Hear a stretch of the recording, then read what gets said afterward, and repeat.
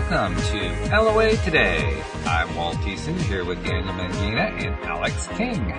Today is Tuesday, April the 28th, 2020, 4 p.m. New York time. Wherever you are in the world, thanks for joining us for another episode of LOA Today, your daily dose of happy. And we are on the mend here. We are healing. We're getting better. That's the way we look at things when stuff happens in life, and some stuff happened with Alex in life, and she's moved past it and she's healing, and that's the most important thing. So we're glad to have you with us. I mean, we missed you last Thursday. Oh, guys. We did. It's not the same, you know? Yeah. Good to have you back. I was watching from the hospital, though. Oh, you were watching? Well, I watched half of it, and then I had to go in to get an MRI, so. Right. Yeah, there are things that are important, but yeah, good. Well, I'm glad you were watching. That's great. I probably could have watched in the MRI, but you can't bring electronics in there, so whatever. They get a rules and rules. A bit of a blockage there. A little bit. I'm like, where's the Wi-Fi in here? No. That doesn't work. It's interesting that you mentioned that because, if I remember correctly, you sent a message saying that you weren't going to be able to make it because you had to go get this thing done. Yep. And you suggested a topic that day. And if I remember right, the topic was vulnerability. Yes. Get it done. Which is actually kind of appropriate because you were in a vulnerable place. Yep. You know? Yeah.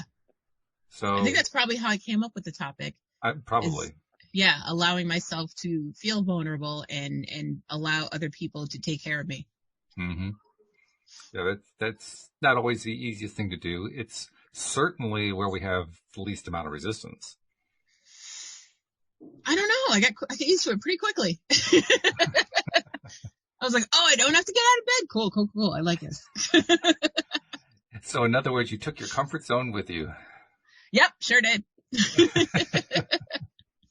It comes with me everywhere. That's why I'm always comfortable. Vulnerable is one of those concepts that has multiple meanings to it, and I think it probably means something different to every person. Mm-hmm.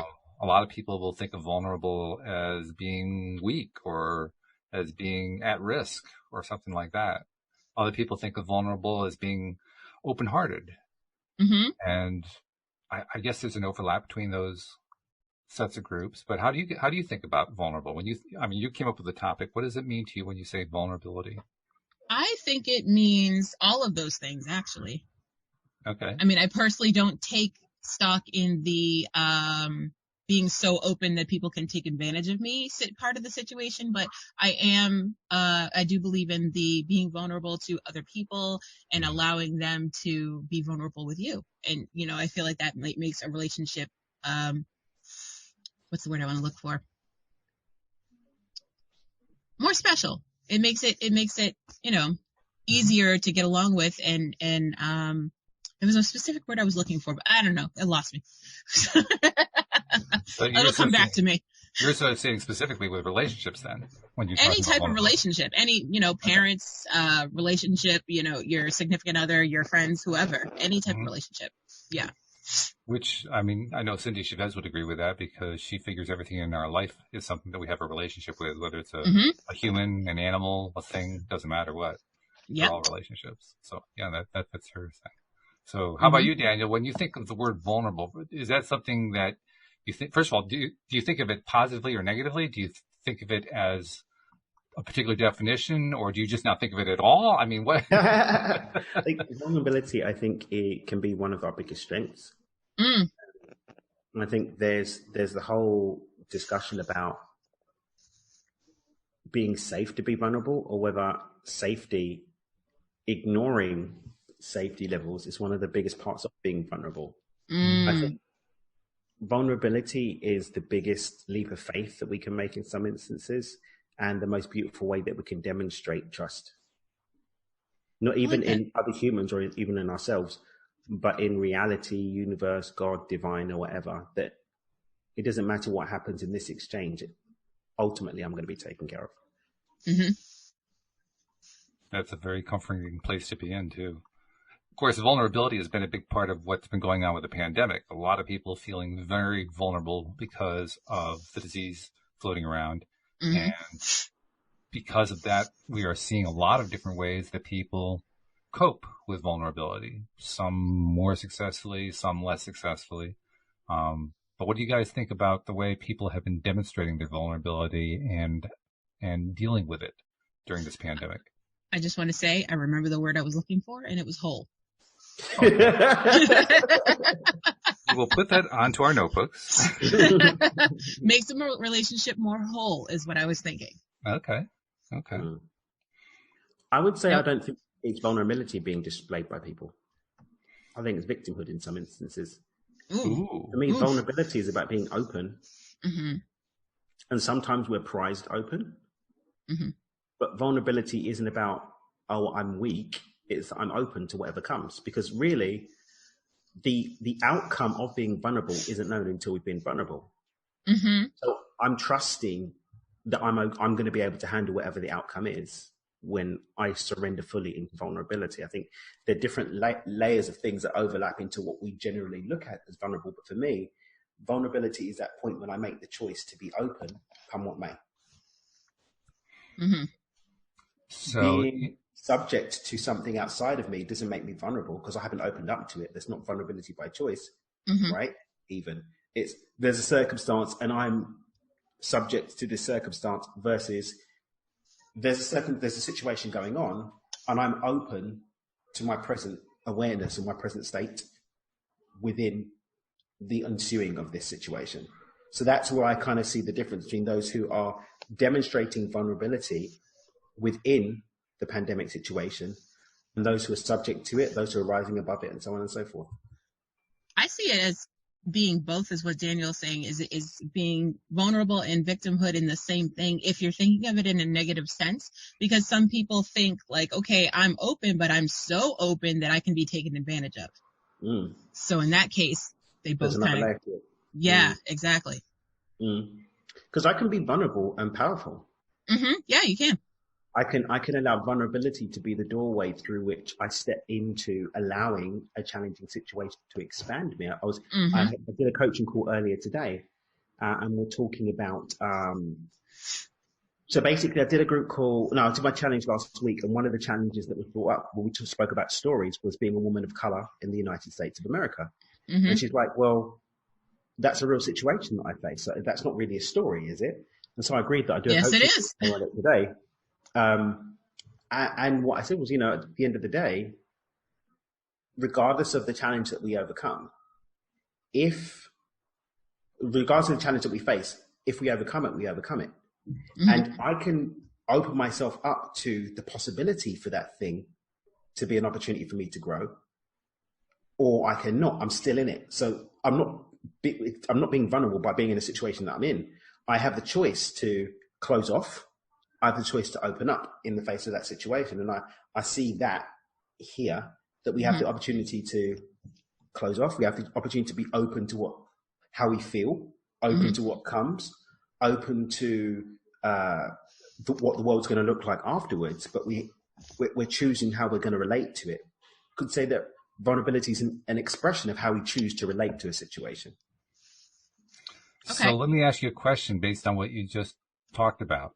And I'm going to tie it in directly to how I will surmise the large majority of people have responded to the pandemic, which is in fear. I mean, fear has been the predominant emotion. So if someone is feeling fearful about what's been going on, or about anything really, are they also feeling vulnerable? No, I wouldn't say. Because they probably would say they would. That's why I bring it up. I think fear is a natural response to a situation where billions of people are being force-fed fear. So anyone that's listening to this that's feeling fear, you're not alone. It's almost there's an orchestrated essence to it, which has the conspiracy theorists' tail feathers wagging, whatever. But, yeah, whether or not it was deliberate, or whether or not it's just the momentum, or whether or not it's just mass hysteria, or whatever, the fact is, fear is something that we've been force-fed. It's everywhere you look. I don't watch the news when I'm in America because it's the diet it's terrible. I remember the last time I was in Chicago, 2015. And I just watched for a minute just to watch what the tickers were. Everything's bad news. Everything's what's going on with the world. Okay. And it's cycling. And then there's the imagery and there's this and latest news. They say the same thing every 15 minutes. They give the same crappy news over and over and over again. I was like, anyone would think that nothing good is going on in the world. That's right. Yeah, basically. So the news seems to be a delivery system for sadness and despair. And that's why I love, there was this really cool website I found ages ago. When I started doing my newsletter at first, I used to do like happy news for the week. And I found this website that had positive news things that were on. And I'd like take an article from there and share it. But yeah, fear, man. Have some more. Change the channel and have some more. Yeah, change the channel. Have it in a different language. Right. Change the channel and have someone else responsible for the thing that you fear. Yeah, exactly. I don't even watch the weather. That's how much news I don't watch. Yeah. Well, weather is just more fear. I mean, they don't go out of their way to get all excited about sun. Yeah, right. It's tornadoes and hurricanes and microbursts. But it's I've never seen breaking news. The sun's coming out. I've never seen that. It's always breaking news, hurricane, thunderstorm. It'll be breaking news. The sun's coming out. Now skin cancer is going to be going up, or like.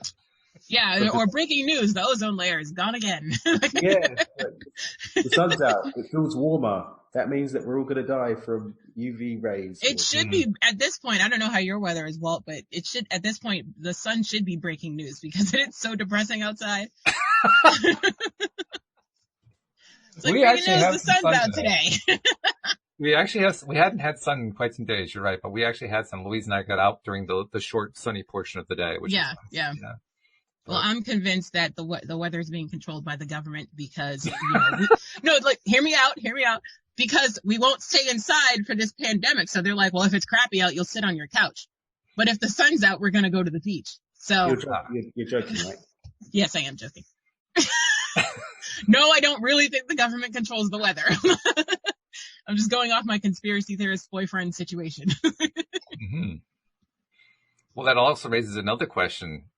What about vulnerability in both a primary relationship and in secondary relationships where one person is vulnerable and the other person is either blocking their vulnerability or denying it or something like that? How does that fit into our definition that we're kind of laying out here about what vulnerability is all about? That's hard to do, man. To be open and be with someone who's not as emotionally open as you are, almost impossible if they're not willing to grow. I think it's hard, not impossible. I think the difficulty of everything doesn't create impossibility. Well, I said almost impossible. Oh, the politicians. Yep. I gotta do something while right? You gotta do something while I'm not watching the news. Mad skills. But yeah, I've been there before, and it's tough being in a situation where you're like, I want to share everything with you, and they're like, this is my name, age, sex, and location. That's all I'm giving you. Name, rank, and serial number. Yeah, exactly right. Exactly. It's an interesting thing because vulnerability is, well, when I was growing up, vulnerability was about how much you were able to block those unfortunate and in many cases, getting in the way emotions that men weren't supposed to show. I mean, women were allowed to be vulnerable. Men were not allowed to be vulnerable. And if you showed vulnerability, it proved you were weak, proved that you were not a man. You weren't a real man. And having gone through that, I now can say with 100% confidence that it sucks. It's not a nice way to live. It's a miserable way to live. But it also raises in my mind, how many places in the world does that still exist? I don't know. Yeah. I just asked the question. Well, look at the scale of where are the men dying early in life, because those are the men that have been holding it all in until they explode. An explosion isn't very pretty. No, not from what I've seen. No, to be fair, in most places where the men are dying early, you don't have the women lasting 40 years longer. Usually they're dying around the same rate. Well, yeah. So or they orchestrated it, depending on where you sit with conspiracy theories. Damn. They orchestrated it. The female takeover. It's always the spouse, man. It's always the spouse. Girls, we run the world. Because we killed all the men, we run the world. We forgot to take their sperm, we've ended the world. Hashtag Beyonce. Yes, we're back, and we are in a silly mood again. It's a good thing. Oh, by the way, Jeffrey asked a question that's unrelated to what we're talking about, but it's very related to what Alex and PJ and I have been talking about. He wants to know, is there another episode of The Grass is Greener coming up? Just in time, Jeffrey, just in time. Yes, there is a new episode. We are working on it as we speak. It has already been written.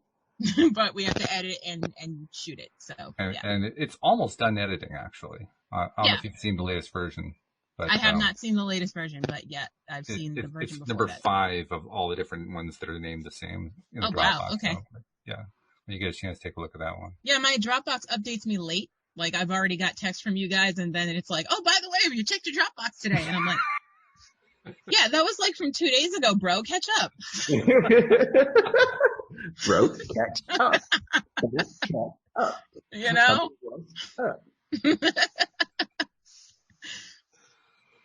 But yes, the short answer is there is a new episode. It's almost ready to start recording, and I believe PJ has been in touch with the cast and is starting, I think, on Friday. Friday, I think, is our first day for doing recording. So. Oh wow! Nobody told me. Okay. I'm not 100%. Don't quote me on that. I will quote you on sure, it. but that's I'm gonna be like, "Ooh, Walt said." I think that's not what being she was. Funny, but we don't have to quote you on it. You just said it on a recorded medium. Oh, picky. Run the tape back. You quoted yourself on it. All right, okay. I give it. I'll be vulnerable and say yes. I understand. That's like saying don't put words in my mouth, but let me tell you this. It's like, but I just said it live. Okay. Now, I also have a couple of questions that may tie into the vulnerability thing. It depends on where we take it. From Josephine, She says, first, what's your favorite conspiracy theory? Oh, God. That's it. My favorite conspiracy theory is that there's not enough conspiracy theories. I didn't know there was one like that, but okay. No, that's just mine personally. Cause, I see. Okay. Because I feel like there are. Because there's too many conspiracy theories as there is, and too many conspiracy theorists, like, out of control. So, my conspiracy theory is there's not enough. I guess my take on it is that there are two types of people in the world: those who are interested in conspiracy theories and those who are not. I'm in the second category. So same. I'm sitting right next to Walt. You know what mine is? What? Mine is that the conspiracy theories are really the subjects of the conspiracy theories spreading misinformation so that people just think that it's just a theory and lose sight of the fact that it's really fact. Oh, like The Matrix? Like the fact that they made it a movie so that we would think it was science fiction, but in reality, it's probably closer to the truth. Is it? I don't know. Conspiracy theory. I tell you what, I watched Close Encounters of the Fifth Kind. I haven't seen that in years. Oh, what? The documentary? Yeah, not Close Encounters of the Third Kind. Okay. Encounters of the Fifth Kind. I'm curious to know what the fourth and fifth kinds are. Right. So third is contact. Fourth is another kind of abduction. And fifth is when you initiate contact with extraterrestrials. Okay. So, like, what was that movie? With that lady. I need more of a clue than that. I mean, I'm not much of a movie watcher anyway. But... Contact. It was Contact. Yes. So contact would have been third kind because it was agreement. Hey, you want to come and visit? Yeah, I'm going to come and visit. If they were like, hey, little girl, you're coming with me to come and visit my planet in the Virgo system, that would be fourth kind. if they've been like, hey, aliens, can you give us some technology so that we can come and visit you?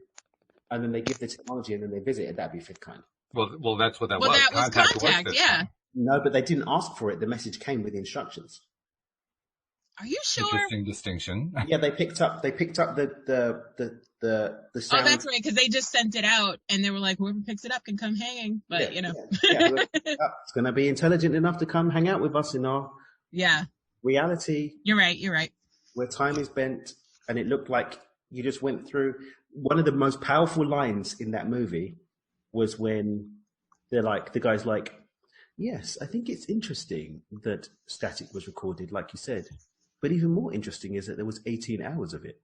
Like that one line, it's like, because basically what happens is, Walt, the whole film is building up to this whole thing about, is it real? Were there really aliens? Was this megalomaniac making it up to make the world spend all of this money? Blah, blah, blah.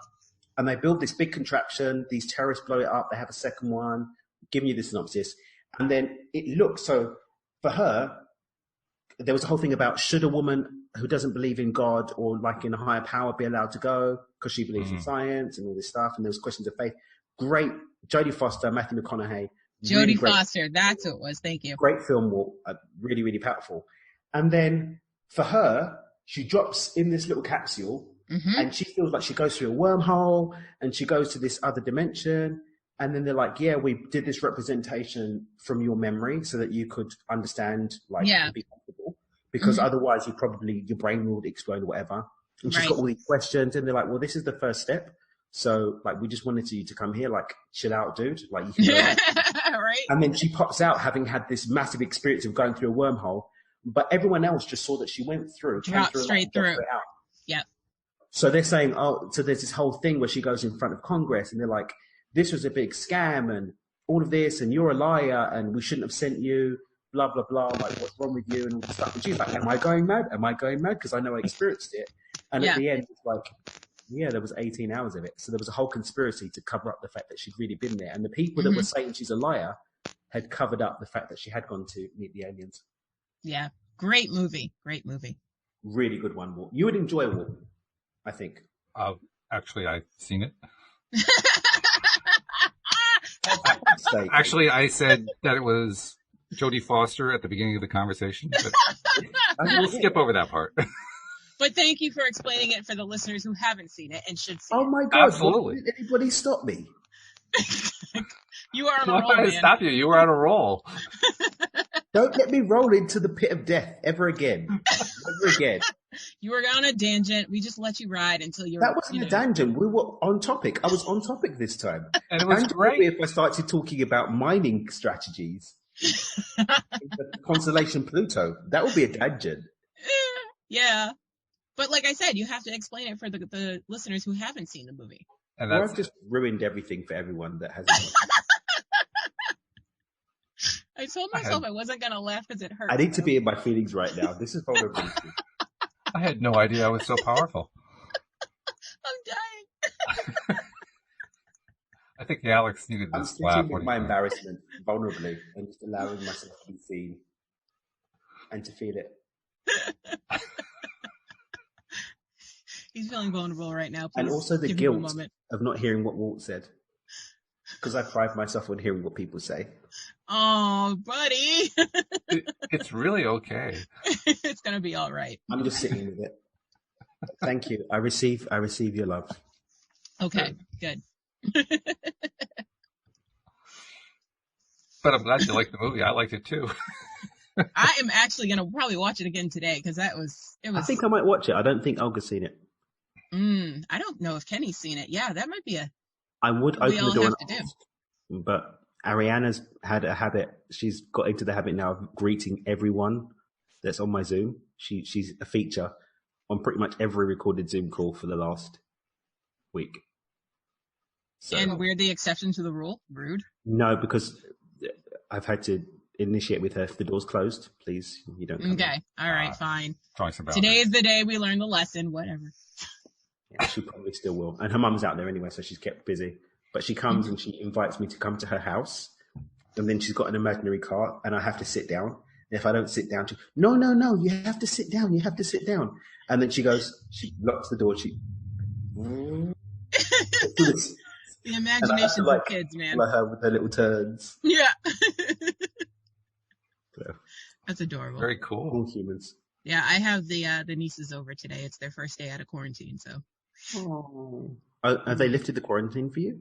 No, they haven't, but we had a personal quarantine where we're like, no one's coming over for 2 or 3 weeks. Like, no one. So this is their first day that they've been allowed to come over. Because if you remember the last time we talked to them, they were like, well, we can't wait to go to Alex and Kenny's house. And that was like a month ago. So, but the people that live at their house kept going out and interacting with other people that we weren't familiar with. So we're like, we're not taking any chances. You're stuck at your house. Bye. This is kind of part of a topic that we talked about yesterday on the show about how there's like little bits of, I call it rebellion, little acts of rebellion that people are engaging in. I mean, the larger ones are like people going to the beach in Huntington, California. You know, that's a larger one. But like, for instance, when we're out on the walking trail near here where we live, and most of the people on the walking trail around here don't wear a mask because they can maintain their distance. Few people do maintain the masks. But there are some of them now who are wearing the mask, but the mask has kind of dipped down below the chin. So it's like a little sprout of rebellion coming through. So what is even the point? I think the point is that it depends on how you read it. So different people are going to read it differently. I read it that this is the human spirit coming through. Okay. Daniel went on very nicely a few minutes ago about how there's all this fear that's been kind of shoved down our throats. And I think people are kind of rebelling against it. I think they're saying, I've had enough of the fear. Yeah. It's not a conscious thing necessarily. Maybe in some cases it is, but I think it's just the human spirit just coming through saying, you know what? To heck with all this. I'm going to start being joyful in life again. And I count that as a good thing. I saw a guy who came out of the grocery store with a sleep mask on his face. Like, you know, the sleep mask that you wear when you on the airplane to cover your eyes? Yeah, he just brought it down a couple inches, and that's how he's getting through the grocery store. Tough for breathing. No. I only wear it. I only wear mine like when I get into the store. I respect the rules because people are operating on what they're operating on, and I'm not really interested in triggering. I mean, my personal, having spoken to medical professionals that I trust, is that it doesn't even really do anything anyway. It actually causes trauma. So it does. So, but I respect the fact that other people are operating on there, and the agreement that we have is that we respect social constructs in order to not put other people under stress. So I wear my mask when I go into the store. That's it. Yeah. That's pretty much what Abraham Hicks said in a recent broadcast that they did, because they're doing virtual workshops now. Yes. And that's exactly what they said. They said, on balance, we would wear the mask just because it helps other people stay in a calmer place. And there's some truth to that. I remember the very beginning of this thing, I had allergies. So I went, again, the grocery store is the only place I go. So I went to the grocery store, and I was coughing and sneezing, and the stares I was getting, and this was before the masks were implemented. So I was just like, Can I be allergic to trees? Is that okay with you? Like, sorry. I'm allergic to everything out here. Leave me be. They didn't realize they were driving you back into your safety zone. Oh, yeah, they were. Yeah. Did it work? Of course. But I was heading there anyway. That's why I wonder. I mean, maybe it was just kind of like giving you extra energy, but it doesn't sound like it actually did it. Well, there's instances like that all the time where I finally go out after like 2 weeks, and then I see somebody do something dumb, and me and my mother just look at each other and go, "This is why we stay inside. This is why." It's like the universe just proves it to us once again. The law of attraction is very subtle. It comes through in a lot of different ways. You just described one way that it comes through quite beautifully. Yeah. I mean, it could be something small, like some pedestrian crossing on the green, and I'm like, this is why I stay inside. Okay, I'm really not making that connection. But if it's a green light for me, but there's a pedestrian crossing, they're supposed to cross, press the buttons, wait for all the lights to be red, Yeah. Too many idiots out there is what the universe is telling me. Stay inside. It's safer. Okay. So what you're basically saying is that's one form of vulnerability you don't like to have. Which part? The part where there's the car imminently running into the pedestrian. Yeah, I don't like that very much. And I don't think the pedestrian likes it either. I wouldn't think. No, not usually. No. And that raises the point. There are different kinds of vulnerability. I think Unless that's what I was they're alluding to. I'm sorry. I think that's what I was alluding to earlier when I talked about how people who are in fear feel that they themselves are vulnerable. I think Daniel made a great point. It really isn't true vulnerability. Mm-hmm. But from their perspective, they really are feeling vulnerable. They really do believe that they're in a vulnerable place, and the fear is kind of a way of blocking it and masking it. Mm-hmm. Mm-hmm. I mean, sad to say, perhaps, but I think it's what people justify in their heads. Or their hearts. Good example of someone accepting her vulnerability was this woman who decided to be the only person on a flight from Virginia to Massachusetts because everybody else was like, no, I'm not taking any flights. I'm staying home. She was like, no, I'm still going on my trip. Mm-hmm. And she was the only person literally on the entire plane. So they upgraded her to first class and she had a great time. They played music for her. It was a great time. And when she landed, everything was great. It was interesting to read just the other day that JetBlue just put in a requirement that says you have to wear a mask when you're on the plane, which makes me wonder, were people doing all the social distancing and all that when they were on a plane, or were they wearing the mask and so forth? But there's nobody on the planes. There's nobody on the planes. The planes are empty. That's what I'm saying. You can social distance on the plane. Very, very easily. Yeah. That's probably the best place to be right now, to be honest with you. You're in a tin. There's nobody with you except the wait staff. Yeah, sounds good to me. Oh my God, sorry. Okay. I hadn't really thought of being on a plane as being a perfect place to social distance, but okay. I mean, certainly you're 7 miles up, so that's pretty far away from everybody else. Yeah, there's a lot of space in there.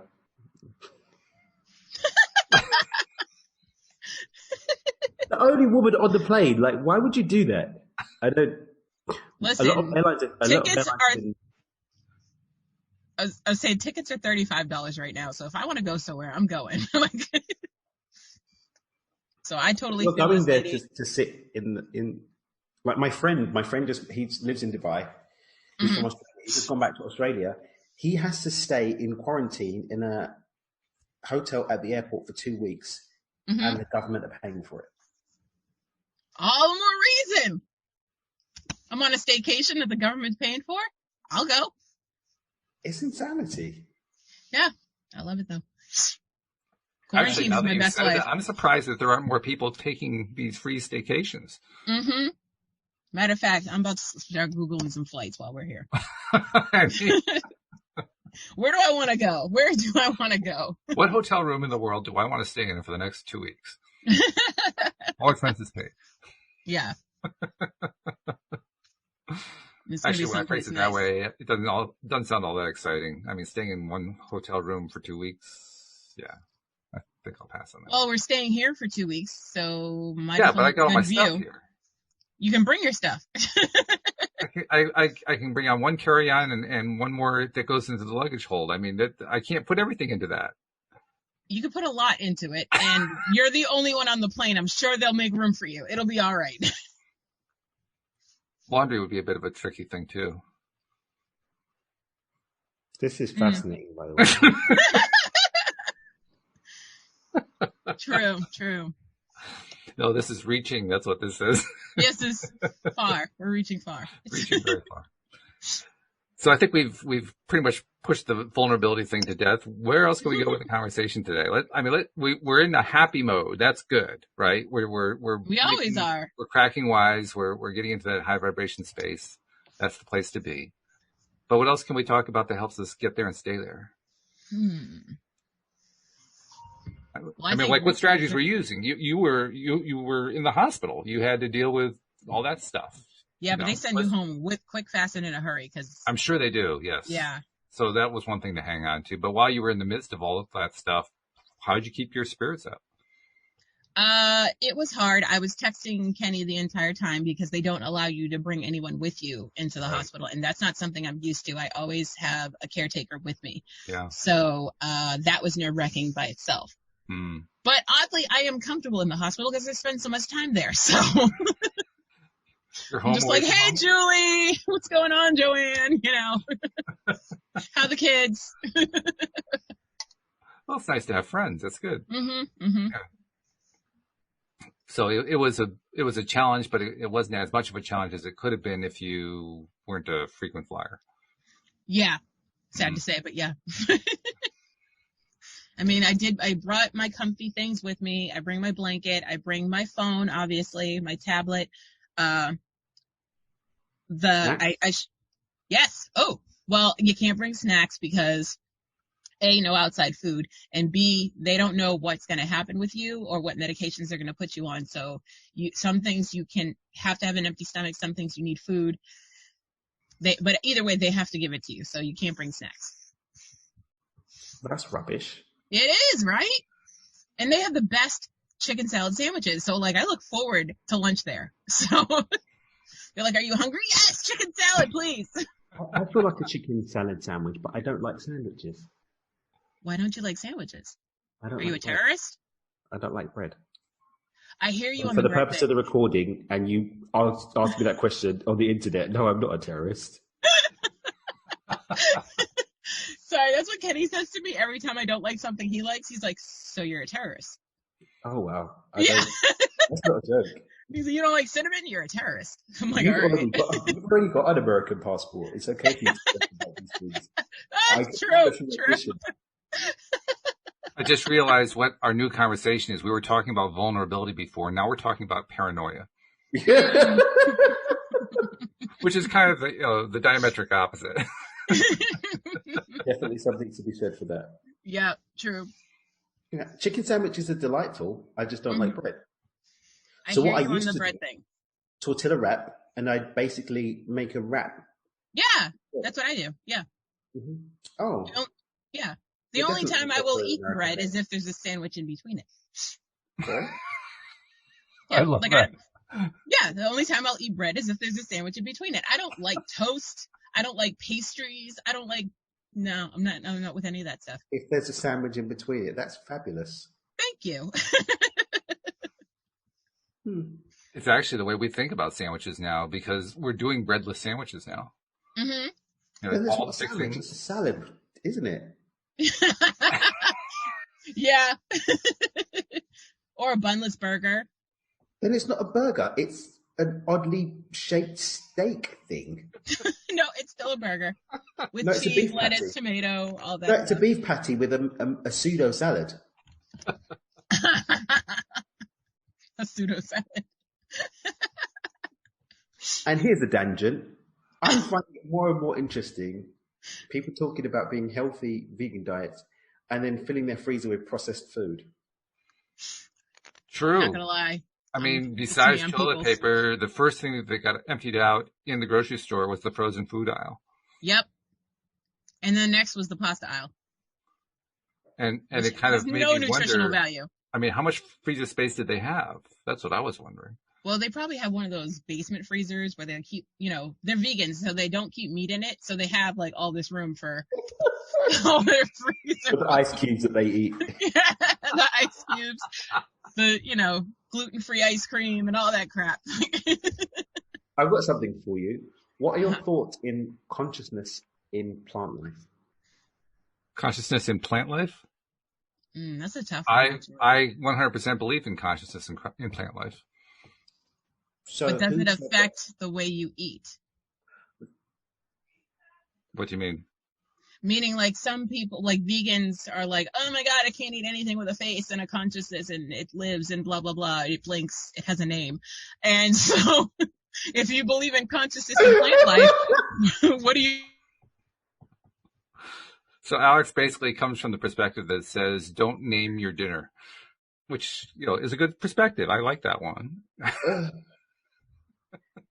Oh dear, she froze up. She must be taking a call. She froze sideways as well. Yeah, pretty clever. The vegans got her. It's an interesting question though, and I think a valid one.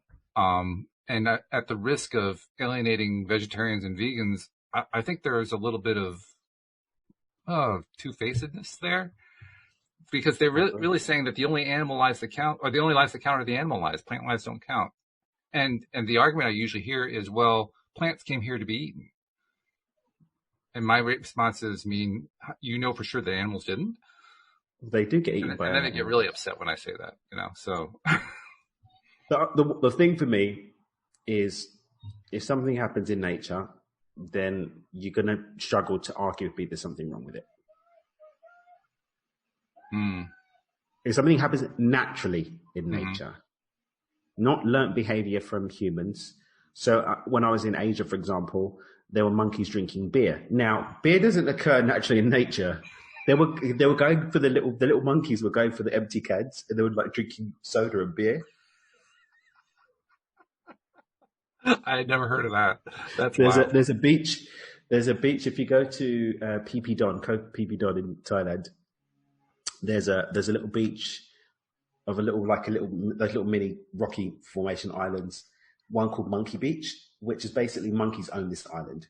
But people go to see the monkeys, and the monkeys come and they'll come and play with you and take pictures with you. Naturally, they're very confident monkeys. And people leave garbage and the monkeys finish it. So you see the monkeys running and, in some instances, even stealing people's beer. I've never heard of that before. It's true. Is wild. So, where did you see this happen? Because my brother saw it live in Thailand. I saw it live in Thailand as well. Yeah. So, my apologies, my phone died. Oh bueno. But if it occurs learned, then no. But if it occurs naturally, then lions eat other animals. This is true. Mm-hmm. And we should too.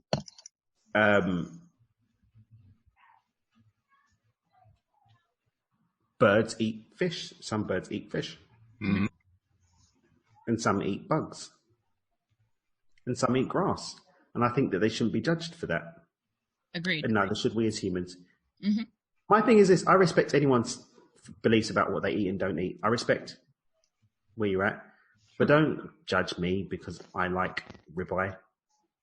Facts. I ethically source. I don't believe in animal cruelty. I'm very against it. I don't.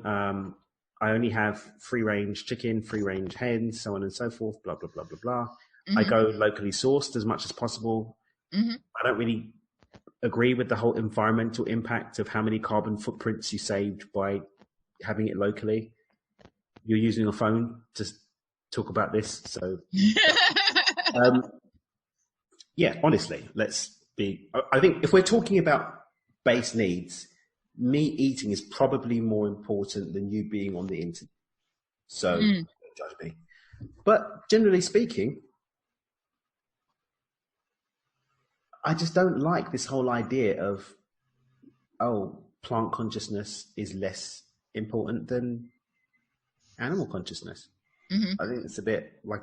I'll go a step further. I will say that everything has consciousness. Mm-hmm. Inanimate objects, rocks, and equal. Yep. And I asked a channel of Infinite Intelligence this question, and I got the same thing. Mm-hmm. Everything is conscious, and you to say that one is more important than the other is ridiculous. Have your reasons for why you eat and don't eat something, but do it in joy. Right. You're not in judgment. So that's what I do. Although I am judging of plants. That's valuable. You're judging the judgment. Yeah. Well, you make a good point here, maybe not intentionally, but I'll bring it out anyway, which is the person who is most affected by the judgment is the judger or the judge. Yeah, but mine cancelled out because I judged judgment, so I think I'm okay. So, yeah, there's also such a thing as judge justification. Yeah. Judge justification. Oh, you guys. No, but seriously, this whole thing about judging, people spend a lot of time. We here on the show have talked quite a bit about don't judge or the problems that happen when people judge each other and so forth. But I really do believe that the biggest risk for judging is to the judge. The person that they're judging it's really up to them whether they're going to take offense at it. But the judge, they've already offended themselves in addition to anybody else that they're offending. So it's like, it's too late. It's after the fact. I mean, you got to look at this thing before you do the judging if you're going to try to ameliorate, block, prevent the harm that you do to yourself. Mm-hmm.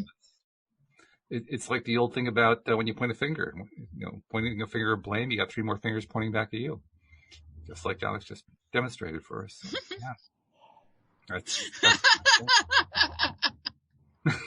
And one goes to the heavens.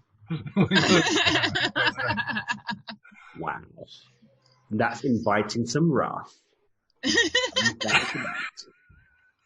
Out of control. Oh my God. Out of control. It all points to the fact that we get to choose how we're going to respond in any of these situations. Mm-hmm. And that really, I think, is the bottom line. Yeah. So if somebody gets upset at me because I eat meat, I get to choose how am I going to respond to that? Or am I going to respond to it? Very often. How quickly are you going to slap them? I'm sorry? How quickly you're going to slap them? You have this choice also. I will take your word for it. I've actually never slapped anyone for saying anything. Then you don't even know, man. You don't know, man. You're missing out. The joy that comes from the state of your head. Joy. As you bring down the power of the heavens upon. See, it's one. You may call it a joy. It's one of those joys that a 6'8" man never gets the opportunity to. That's enjoy. true. That's Are true. you 6'8", Wall? I'm 6'8". Yeah, he's huge. You're 6'8". Yeah. Yeah, you don't get to slap anyone, man. No. They will put you in jail immediately just on size alone. You are tall. I mean, you walk down the street and you're at risk of being put in prison just because of how big you are. Yep. Yeah. It's crazy. You are super tall. Yeah. You're like Klingon tall. Klingon tall. Oh my God. True though. True. But it's true. You didn't want to be a wrestler? No. No. He's skinny. He's too tall not too tall, but he's not wide enough to be a wrestler. Yeah, I don't have a football player's build. I don't look like an offensive tackle. Can I have like 3 inches? You'll still be 6'5". I have often told people that if you can figure out a way to transfer it without harming me, you can have it. It's yours. Dan, how tall are you? I don't want to talk about it. Wait, are you taller than me or shorter than me? I'm 5'7". How tall are you? Shorter than me or taller than me? I'm not shorter than you. Okay. Well, then that's fine. No, it's not. Oh, damn. Okay. Are you feeling inadequate? Do you want to talk about it? Do you want to get in your feelings? I'm in my vulnerability right now. I'm being vulnerable about this. Okay. I don't even want to be 6 foot tall. This is the funny thing. I don't even want to be 6 foot. I just want to be like 5'10". Ooh, okay. Well, find out how to transfer it. It's yours. Seriously. I even looked at but the thing is, do you know what's ridiculous? My body distribution is hilarious. I've got the torso of a 5'4" person and the legs of a 6 foot tall person. I'm unevenly. I have a cousin like that. When he sits down, he's like all the way down, and I'm like, "Where did you go?" Yeah, but my legs, when I stand side by side with someone that's 6 foot, my hips match. I've got long legs and like a little mini torso. Oh. But that's the way you were made, so enjoy your meat suit for now. I enjoy it. I'm just setting the intention in my consciousness that the next incarnation has the opportunity to experience the other side of things. Yeah, I agree. Yeah. By the way, on the topic we were on before about plants and animals and eating and all that kind of stuff, Jeffrey made a very interesting point. He said, this is why we show appreciation before we eat, by saying grace. Yeah. Bless your food. Yeah, I don't do that. Sorry. I give thanks. I give thanks also to not just the life that may have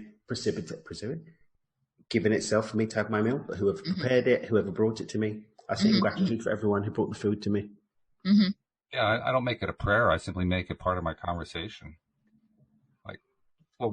Alex, which is a prayer, really. It's a prayer of acknowledgement. From the moment we sat down at the table to have that, I don't remember what all the fish that we had, but that amazing, delicious.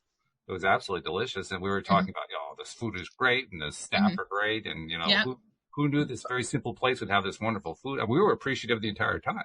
That's true. Yes. I think that's more important than some formalized structure of gratitude. Thank you for this food for me. Now I'm going to go back to being a toe rag and not going to have toe rag. No appreciation. Yeah. For me, prayer is just focused energy. Yes. Around thought. And if I'm focused on gratitude, even if it's intermittently over the course of a conversation, that's more potent and powerful, in my opinion, than thank you for this food. It is so good. Absolutely. And then forget about it a second later as you mindlessly scoff your shovel it all down. Greens. All right. Well, in that case, I do that. I think you do. It's just you don't do it the formal way is all. Yeah. And I don't either. I mean, you saw that. Right. You saw that. I feel it's awkward though when you're sitting with someone who does and you're like, oh, we're not supposed to start shoveling food in our mouths. I don't judge. I let people do what they're doing. I sometimes even can say it silently on the way to a table if I'm not sure what the dynamic is. Or even just pause for a moment. And I like to pause for a moment, reflect, in gratitude, and then get into it. I feel like praying is so awkward for me because I'm like, do I look down? Do I close my eyes? Where am I supposed to be? Like, what am I doing with my hands? What do I do? It's just super awkward for me. It's been an evolution for me. When I've talked quite a bit recently about how I left the church when I was 14 by choice.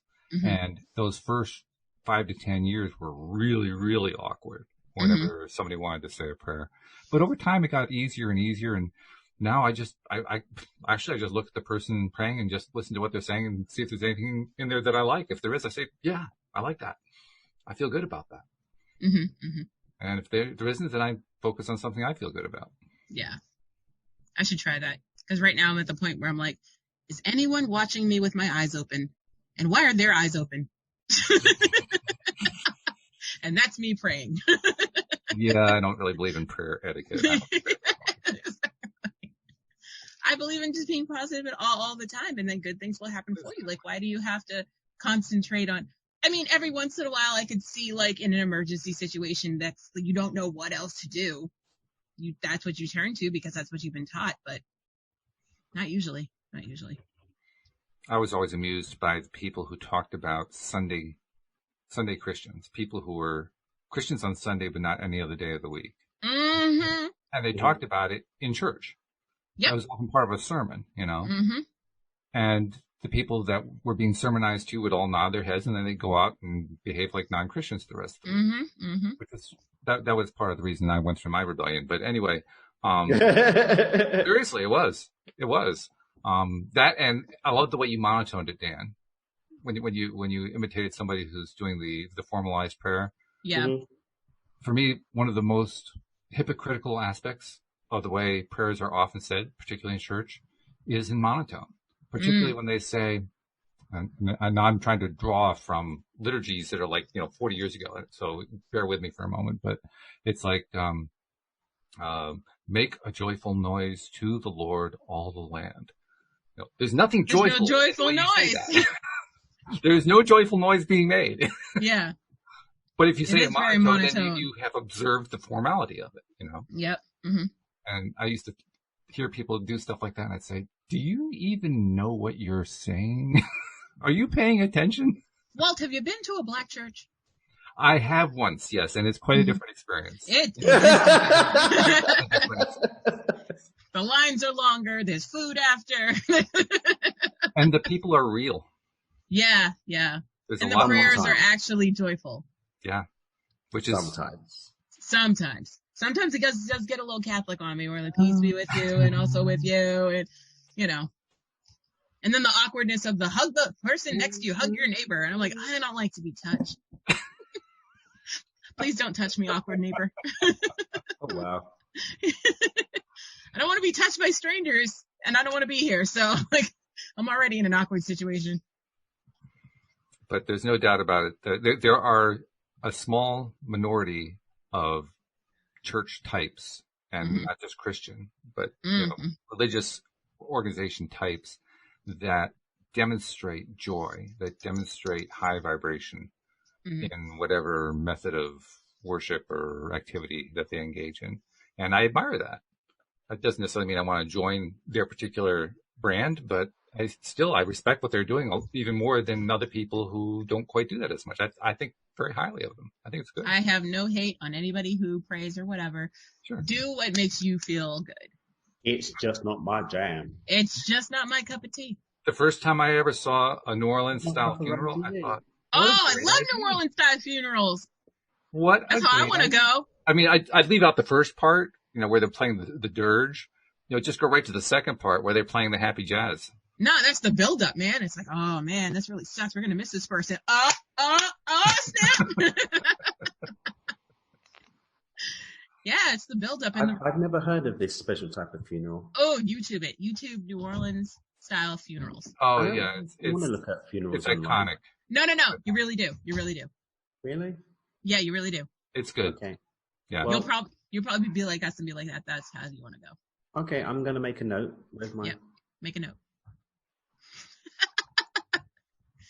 I'll make a hashtag so you can follow it. Anyone who's never seen even a clip of a New Orleans style funeral, it is worth seeing. It gives you a different perspective on how humans handle death, and it's a good one. It's very helpful. Okay. I'll tie in one more theme about death, just because it's being brought to my mind by this. But when my father died, we had a memorial service for him within a week afterward. And it was one of the most surreal experiences I ever had because I had already done my mourning so before he died. So that alone was kind of surreal. And then we're at this memorial service and my entire family was in a really good place. Nobody was really in any kind of suffering. Maybe my mom a little bit, but that was about it. So we were all in a great place. And before the memorial service in this particular church, they would have the immediate family meet with the minister in a private room next to the sanctuary. And so we're meeting with him and we're having a great time. We're talking about stuff. We're talking about my dad. We're talking about stuff going on and so forth. And I'm looking at the look on his face and he's got this weird look on his face. And it finally occurred to me that he was there to comfort us and he didn't know what to do with family that didn't need to be. Yeah. Like, so you guys already did my job for me. I'll be back next time. Good, right? Good, right? Right? Because I don't know what I'm supposed to do right now. Because y'all look good right now. Right? You good, yo? You good, yo? All right, I'm out. Yep. What was really amusing about it, talk about formalized prayer and so forth.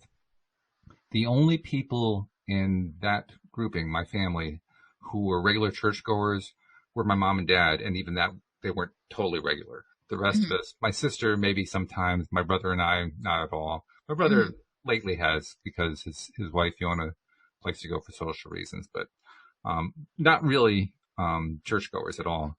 And during the, I guess the memorial, you can't really call it a sermon, it was a memorial message about my father that the minister gave. He remarked on how he was totally impressed by the tremendous level of Christian faith our family had.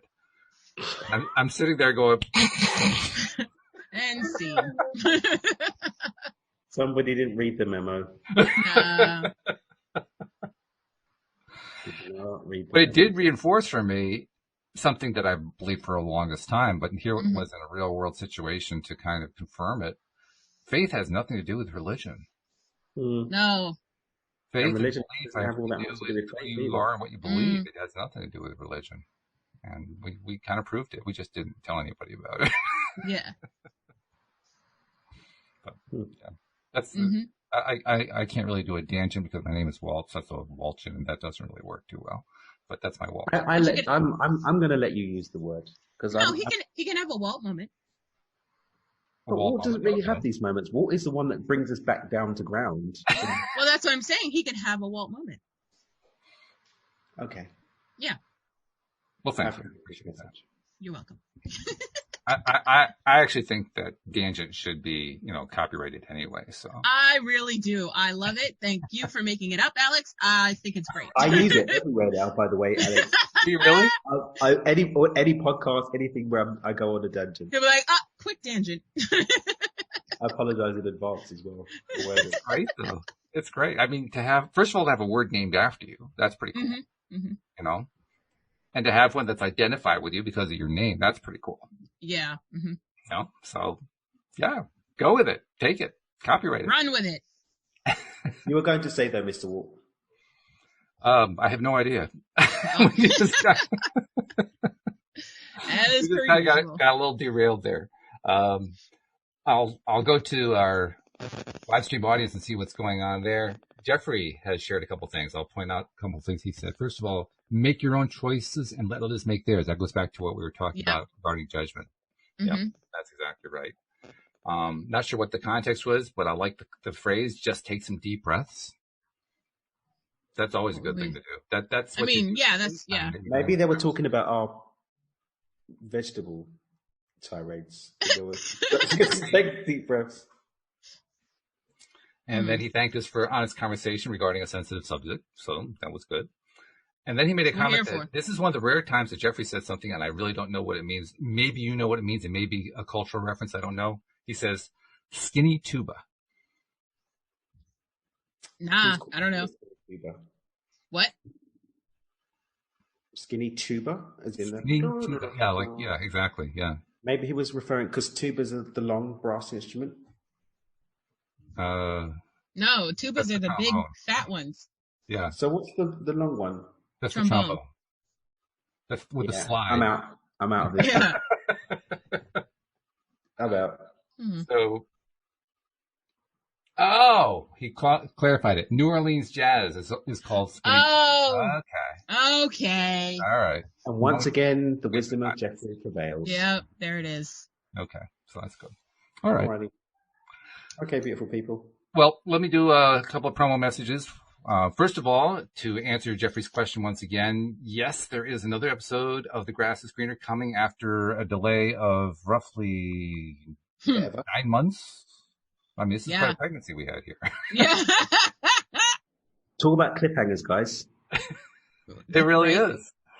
It really is. And this is a cliffhanger where they've been dangling over the cliff for quite some time, So I figured we had to rescue them a little bit. But yes, it is coming. Can't give you an exact date yet, but it is coming. So, stay tuned and we will announce it when the third episode is available. And hopefully the fourth and fifth are going to come a lot quicker. Just to I won't give you the whole background, but to give you an idea of why it's taking so long. My sister is the director, and my sister has had to deal with directly being involved where my mom passed, having to deal with my mom's effects, sell the house, move out, all over the course of that 9-month period. So that's why we haven't been able to do it. Yeah, she's been busy. Yeah, she's had some stuff. Just a few things, yeah. Yeah. So we give her a lot of leeway on that one. Yeah, we do. Also, this is the regular message, of course. If you're not yet subscribed to the podcast, please become a subscriber. Most of you are, and we love you for it. But new subscribers, we're getting quite a few new faces coming through. And by faces, I mean I'm seeing indications of unique listenership climbing over the last few weeks, especially. So if you are a new listener and you have not yet subscribed, please go to the homepage of our website, loatoday.net, and you'll find instructions at the top of the page for becoming a subscriber. Usually 1 or 2 clicks for most people on most devices. It just kind of walks you right through it. It tells you how to do it for your particular device. And then follow us on YouTube because we live stream as we are recording to YouTube. And our official YouTube announcer person on how to become a subscriber is our good friend Alex. So Alex, do your Vanna thing. Okay, so you go to YouTube, search LOA Today podcast videos, and once you see our smiling faces, click down below to the red subscribe button. Next to the red subscribe button, there's a silver bell. Make sure you click all so you will always be notified when we are live. She does that so well. I mean, really well. I really love doing it. I mean, the Wheel of Fortune should pick her up as far as I'm concerned. But this is what I'm saying. Pay me the point. I'll do it. Just on those days when Vanna needs to have a day off or something, but, I think she's due for a retirement. I don't think Vanna is going to retire. I don't think so either. I think she's going to be 90 and be like... I mean, she's up there in years anyway. She still looks like she's 25, so why should she retire? I mean, she takes care of herself really, really well. She looks great. She looks great, so I see her being around for a long time. Yeah. But she'll still need breaks. Facts. See, that's what I'm saying. And here I am. And there you are, so... agents, you can call Alex at, no, we won't do that. But you can at me at LOA Today podcast. That's right. Mm-hmm. And Daniel, I know you've got your ongoing programs. Any programs that people need to know about that you're doing, like with your Facebook group or something? You just missed like stuff. I did Friday the challenge last week. Load of fun. It's still available, actually. People can still go and catch the replay. I'm going to leave it for another week. That's how to manifest your ideal life. So I teach you how to do that. So about just set 5 days aside and do the couple of minutes each day. Where can they find that, by the way? If they want the replays, where do they find those? dreamwithdan.com/Facebook, or take you to the Facebook group. Okay. So go ahead and join there. I do have a free gift I'm going to be giving away. I did a Facebook post about this. So the first visualization meditation for my seeing attention is ready to release. Just waiting for iTunes to approve it. So to celebrate that being available, I'm giving away another visualization meditation that gets you into heart coherence. It's about 3-4 minutes long, and just listening to it tunes you up and gets you out of stress, gets you into flow state. It's really, really cool. So I'm giving that away for free. So anybody who has an email list of any kind or an audience that they'd like to see served by that free gift, then go to dreamwithdan.com, get in contact with me through the contact form. I want to give this to as many people as possible. I'd love to get this in a few thousand people's hands. I think that would be really powerful to do. So that's a feeling I know. At the moment, I'm very focused on making that happen right now. All right. Good. Well, we're throwing our energy into the ring with you to help you make that happen. Thank you very much, sir. Yeah. So I want as many people to have this tool to be able to deal with stress, get into more of a flow state, get out of fight or flight, and to be more optimally performed. More importantly, just to be in the heart more. So very short audio. I want to give the MP3 away to as many people as possible. Very good. I love it. Sounds good. And Alex, we expect you're going to continue to be on the mend. So no excuses Thursday, right? I don't think so. Okay. I don't plan on it. We'll put it that way. We're going to have to work on Alex's affirmation skills, but we'll Listen, definitely. Listen, I just leave room for error. You can't blame me. It's challenging to try to climb out of what is into what you want to be, but Yeah. Practice makes perfect. That's the way I look at it. All right. Thanks, guys. Thank you, live streamers. Thank you, podcast listeners as well. See you all next time here on LOA Today. Goodbye, everybody.